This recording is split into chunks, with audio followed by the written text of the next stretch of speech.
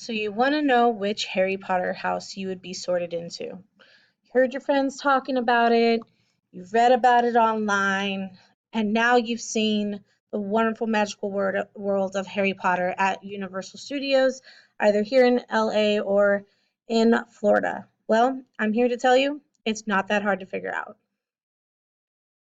So, are you a Gryffindor, a Slytherin, a Hufflepuff, or a Ravenclaw?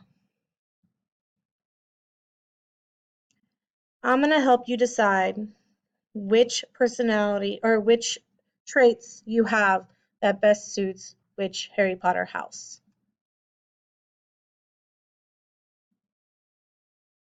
So technically,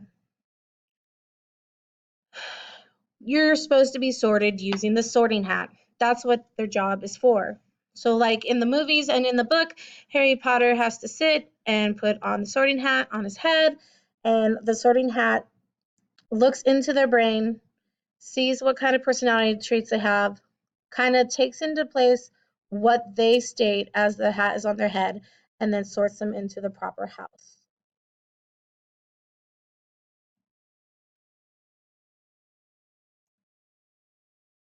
So, what are some of the typical traits?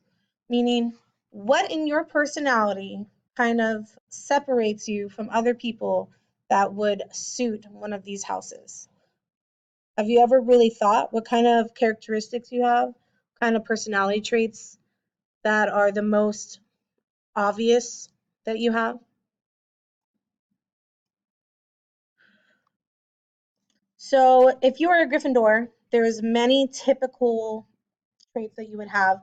The main one is bravery.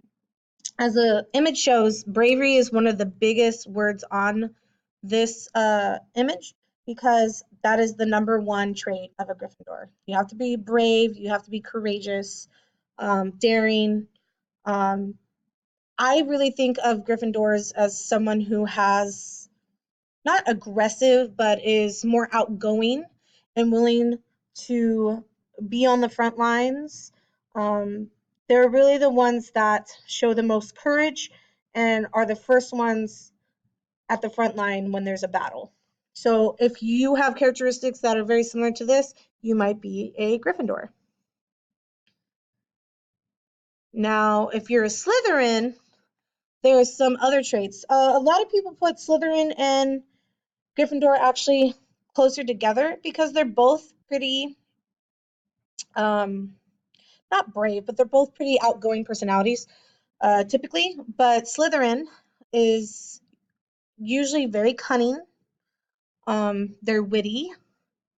They are very ambitious. So, meaning if they have an opportunity to get ahead in life for themselves, they typically do it.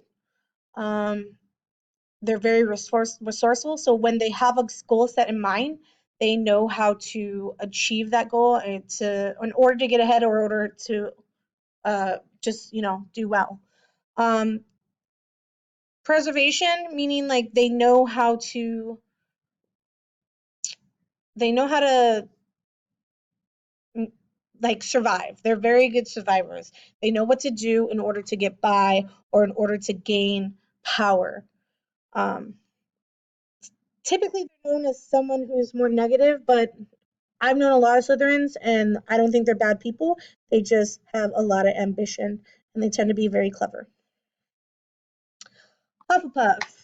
So if you are a Hufflepuff, to me, the biggest thing about Hufflepuff is being friendly. They're very tolerant. They're very inclusive. They are typically ones that would stay by your side no matter what. They might not be the ones who they're at the front lines like the Gryffindors, but if their friend was a Gryffindor, they'd definitely be right by them because they are loyal to a fault.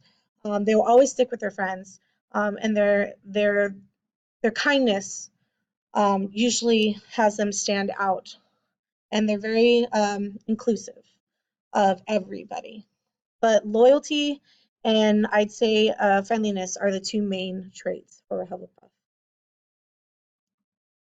Ravenclaws are your people who tend to be, I'd say, a little more reserved, meaning they might be a little shy sometimes, but they will have the most creative, artistic views, meaning they're probably good at arts or some type of other form of creativity, whether it be writing or singing, like musically or acting.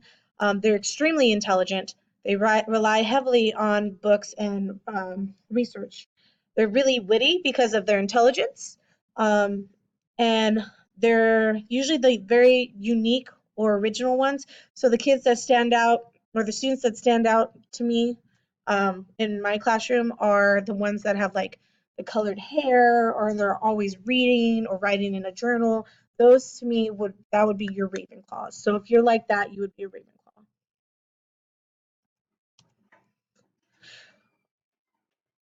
Um, but oddly enough, doesn't mean that you fit perfectly into one of these houses. There's always a twist. You may have some of these characteristics. You may have multiple characteristics, so you might fit into multiple houses.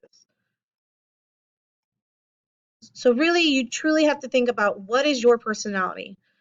What are the main traits that stick out to you? And if you're not sure and all else fails because you feel like you can be either of those, please take the Pottermore quiz.